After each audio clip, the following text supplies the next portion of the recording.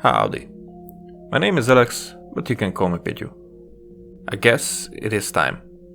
I was delaying this recap because I was progressing so slowly, and I thought that I would address these questions about the background of creating content on YouTube more frequently, but then I felt like I was a crybaby about that. And that was the summary of this video. You can close it and move on. Thanks for watching. Bye. Or you might feel as well that there's more to it. If you look for the revelation that changes everything, that's not here. I wasn't amongst the lucky ones who somehow got picked up by the algorithm, and I will talk about them as well. But I'm not amongst those either who gave up because there was no significant response from the YouTube community. Because there's still only the first 2 steps made while I'm falling on my knees a lot.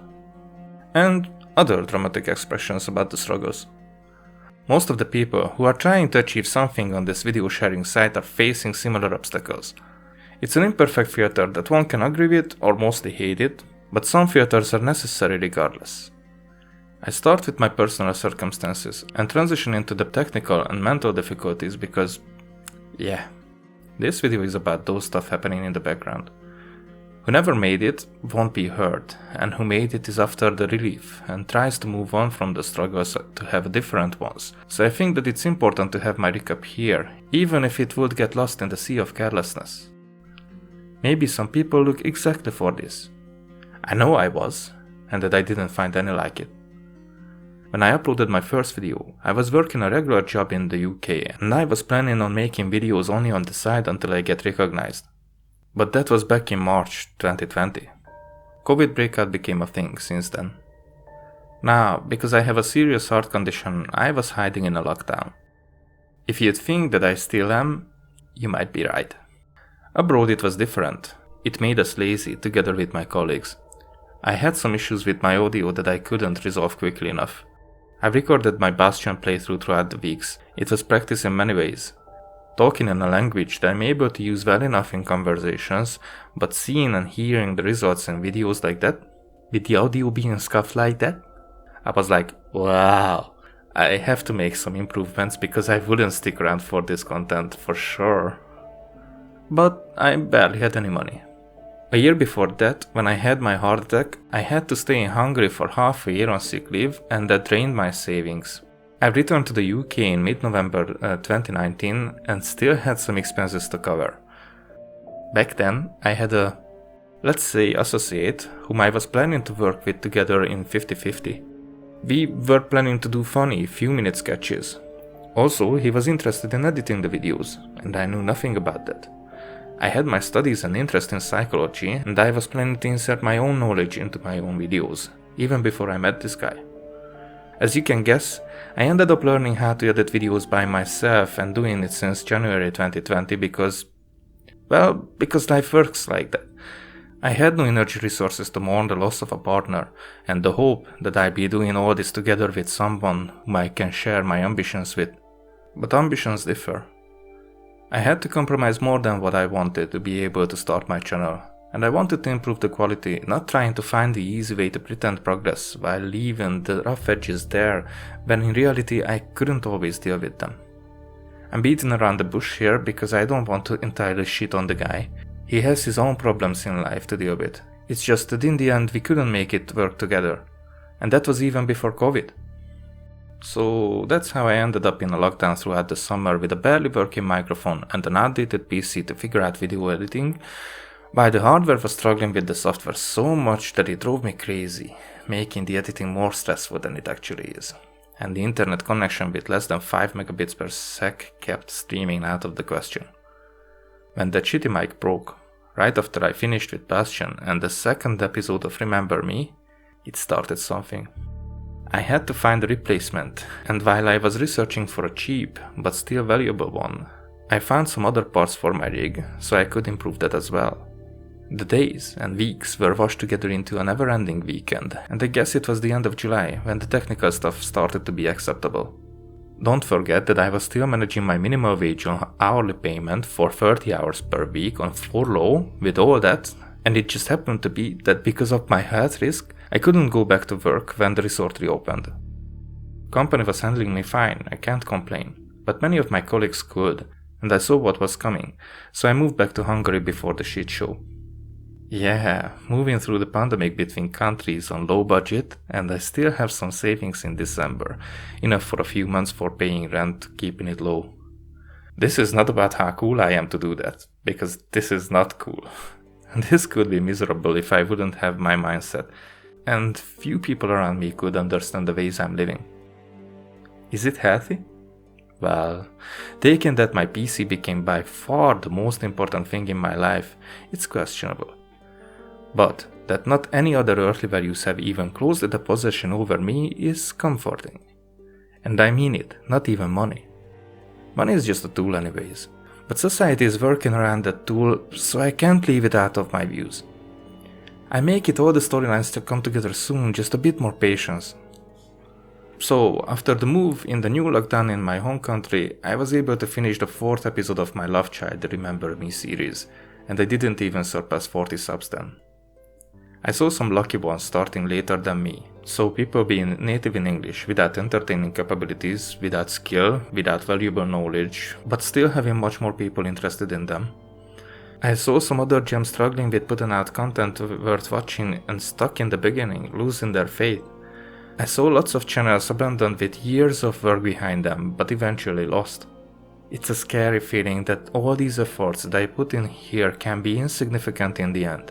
It's a scary feeling how much I am used to have those results in my life, that if I would be forced to leave all this behind my back, I could go with that, without even being surprised. It would strengthen my statistics about basically everything in the last 12 years. Promising starts leading to unavoidable failures. I hate that bitterness. I mean, look at how sad all that sounds. Isn't that annoying? Isn't that draining energy? And still, they are facts, not opinions. The thing that isn't obvious is that people can be lost in all that if they are blinded by them and are unable to see the other side. And that other side is filled with hope and love and divine spirituality. Nah, I'm kidding. I mean, not really, but I wouldn't turn this into these shallow cliches, even though it's basically something like that. The unseen parts are when I'm shouting at the editor program while it's processing the cut, because I want to see how it comes together with the previous frames, and after hundreds of those to be proud of the amateur job that was done. The part when writing a script, I realized that a sentence, even without context, by itself is better than all the Coelho quotes I've read in my entire life together, and giggle on the fact that other people will miss them anyways, so the real wisdom might not get out, ever. Then, getting back to my humble self, believing in humanity, because I'm not the only one having these thoughts, and there are others who are more worthy to be listened to. Then, my ambitious self is coming up, thinking that maybe those words of wise men are lost somewhere else, and I can be the one who transfers them to people who had no opportunity to listen to those wiser ones. These are the things making me feel noble, making me feel like I can be useful for a few people. I want to show an example that accepting our part in the reality can help getting rid of the bitterness, even if there's every reason to be sad and disappointed. And a lot of times I am. A lot of times it keeps me from progressing, but only for a certain time. Eventually I get my pencil, or my keyboard, or my books, and realize that as long as there's a force holding me back, there is reason to oppose that force and make some changes. I might not defeat all of it. I might not defeat any of it, but I might weaken it, or even overcome, and leave it behind. It happened when my friend died back then, almost 3 years ago, and I decided to move back to the UK because of that. It happened when the heart attack didn't take me almost 2 years ago. It happened when I found myself left alone to chase my goals not just a year ago, but so many times throughout my life. It happened through this summer when the whole world got fucked up. It happened when I got drawn back to my hometown where I just can't escape from. And all through that, I was buying some bundles of games from time to time and saved the redeem codes for the duplicates, so maybe I can make someone's day better if I give those to them. Would you think that more than a year passed when I realized that I could even sell them? And even then I was like, I'd rather just give them to some people. And then I realized that I could do giveaways. They weren't planned this early, but because of the COVID situation, I have no job now, and my reserves are finite, So I need to achieve something here on YouTube, otherwise I might have to put myself in harm's way. And the first giveaway brought barely any results. 10 subscribers altogether. It was pathetic. Even though I feel like the announcement video was alright, somehow there was no real interest. So I wanted to draw attention to my channel. Editing and recording videos takes more time for me than for usual native English people, and I'm not an exhibitionist, so the vlog type content with my face as the main interest isn't really my intention, and I would have to cut them a lot, which would be annoying for the viewers. The other type of videos that I do, like this one, my voice is still cut and arranged countless times. However, I'm getting much better with it. Still, it consumes a lot of time in the background. Now, there's a huge benefit of being home again, that the internet connection here is quite alright, so streaming became a thing for me, and because I have more than enough time without a job for that, streaming it is. No editing needed, and lots of content can be put out while it's a good practice with the language. However, it takes away from the video making and can be very depressing that in the beginning it's just me and my mother supporting me. So when there's just 1 or 2 viewers and they want something, then there's pressure already. Going live every day, because this might be the day when a new viewer recognizes me. Or last day someone was watching, so if I don't go online, they might go and watch someone else today, so I'll lose them. These thoughts are coming very early on, and they are not healthy at all, so forgive me if I seem like not giving a shit, but my heart condition demands that I shouldn't drag myself into it too much. Not that it's the easiest thing, but actually I think it's better and a more honest approach, if I may give an advice. But maybe at 100, I shouldn't. Let's just leave this to be what it really is, which is the third time my medical condition was mentioned in the same video. And move on. TikTok became popular. Don't ask me, I'm too old for understanding that. And actually there are funny ones, but I don't understand the rest. And the line is probably drawn at different places for everybody. It was expected that YouTube will try to get a slice of that, and YouTube Shorts became a thing about 2 months ago. So I made a short version of my giveaway, and that doubled my subscribers in a week. Funny how suddenly things can change. Actually, nothing really changed. I just have to emphasize now that the giveaways are the least important parts of my work. Yet, people are most interested in them. But hopefully that will change if some of them recognize my other works. Let's say that I try to lure them in. But I gotta say, it was much fun gifting games and making some of my viewers happy that way, by making the rest sad because they didn't win. So I will definitely continue doing that. Don't worry guys, I'm some kind of a loser too.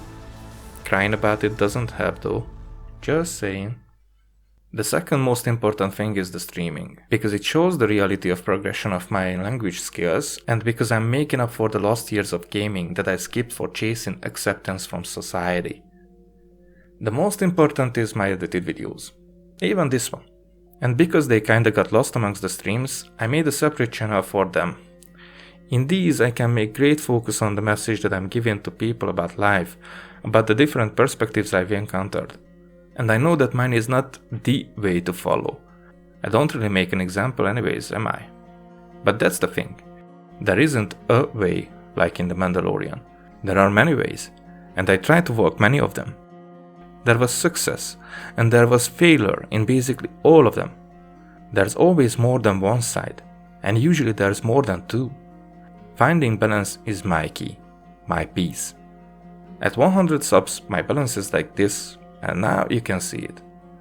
Help me to reach more people so I can improve my content, concentrate more on my most important work, and mostly because in a few months, if I have to find a different job, there would be much less time for me to put out content because, income is needed for that. Support me with likes, shares, comments and subscribing. All of them helps in their own ways. Thank you for watching and chill around a bit. Bye.